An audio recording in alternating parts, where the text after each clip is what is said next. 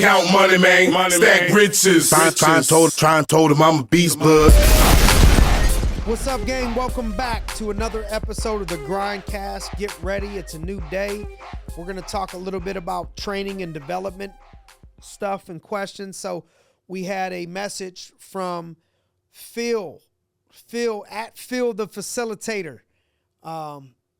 Had a message for us and asked for us to cover this topic on the GRINDcast. So Phil, we appreciate you and your time, and so wanted to get back to you. And basically, let's get into a topic of the amount of training needed and why. I think it all depends on the industry of the amount of training that is needed and why, right? So let's start out with the basics of training. Is I do it and you watch, right? And then we review that. What did you get from it? What did you see? Then the next step, I do it, you help out some, and we review it. Then the next step, you do it, I help out some, and we review it. And then that last step is you do it, I watch, and we review it. And once that has been completed to where it makes complete sense and you feel like you're confident at what you do, then we release you to do that on your own. That would be the ideal training process for someone. So you'll have to repeat these steps for each thing that you want to train other people on. So that'll give you the quality of training that you want. So just because you train them in one area like that doesn't mean that we neglect another area that you got to train them like that. And it's a lot. You know, it's a long process. It's a lot of work to put in with somebody to train them and to develop them.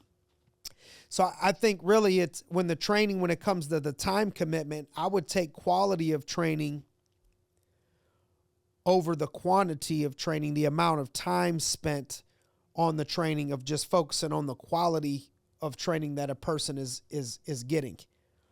And trying to invest training time into those people that show that they're willing to implement. And so when we talk about those willing to implement, again, it all depends on what your job is or what your career choice is or whatever for training. But I think there should be, no matter what industry, there should be some conversation of expectations of here's what I'm willing to give as far as training goes. Here's what I'm willing to pour into this. Here's what I'm going to expect in return. Would you be willing to put in that amount of effort in having a real conversation of what training is going to look like so they can have a picture of it in their mind?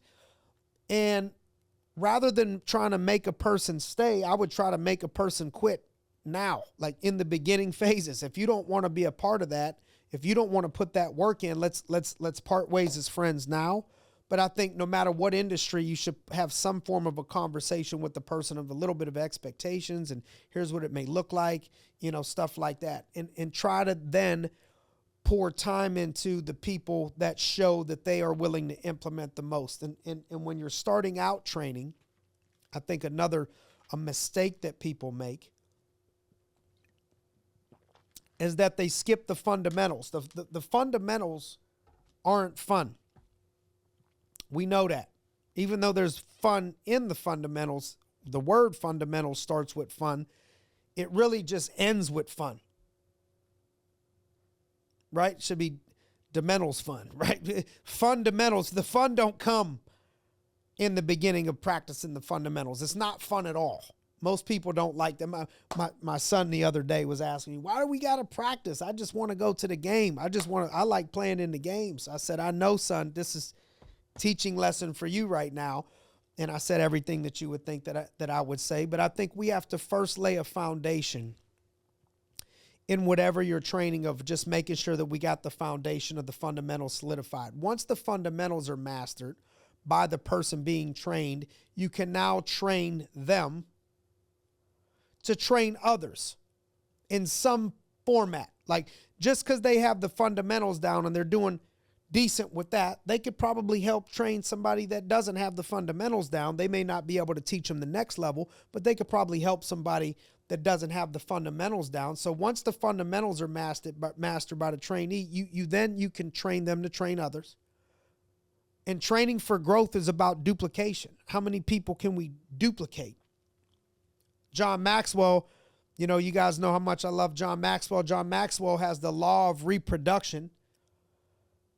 And the law of reproduction says that it takes a leader to raise a leader, which is why we got to focus on developing ourselves first. Like, what's the first step of developing others is to develop yourself well.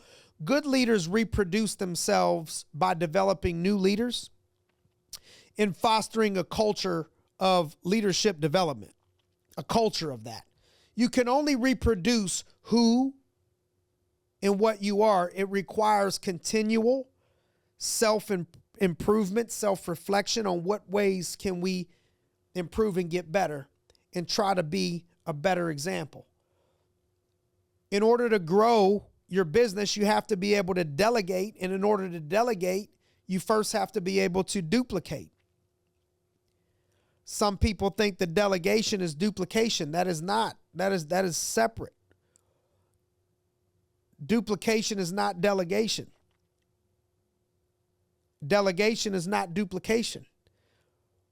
In order to delegate, we first have to duplicate. There's a step before that you got to try to pour into people.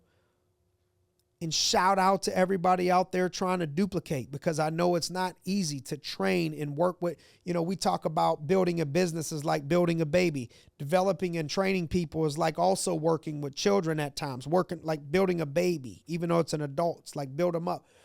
And so that takes a lot of patience and a lot of time in order to get that person to where they can function completely and do stuff on their own. And so shout out to you out there pouring into people, and just don't take it personal if you do all the right things and develop somebody and you don't get the result from them, because if it was easy, everybody would be doing it. Not everybody's cut out to do whatever it is that you're doing. Not everybody's going to stick. Not everybody's going to last. You can't take that personal. All you could do is keep doing whatever it is that you can do to the best, and then just trust in that process. So shout out to you guys engaging in that process. Challenge yourself a little bit without beating yourself over the head and beating yourself up. Challenge yourself a little bit on, hey, how many leaders am I developing? How many people have I developed? Look back and see for the year, how many people have you poured into and developed if this is something that we're trying to get better at. Follow the system that we went over. Possibly that could be something that would work and help you. And if, speaking of helping people, if anything that we went over, if you think it helps anybody that you know, could you take the 30 seconds out, share it with somebody, pass it on to somebody for me, and so we could make a bigger difference in the world out here on the GRINDcast. And we appreciate your time as always, as you could be spending that anywhere else, and you chose to spend it with us. So we want to wish you a great week. And keep on grinding. Thanks for joining us on another episode of the GRINDcast. Get ready. It's a new day.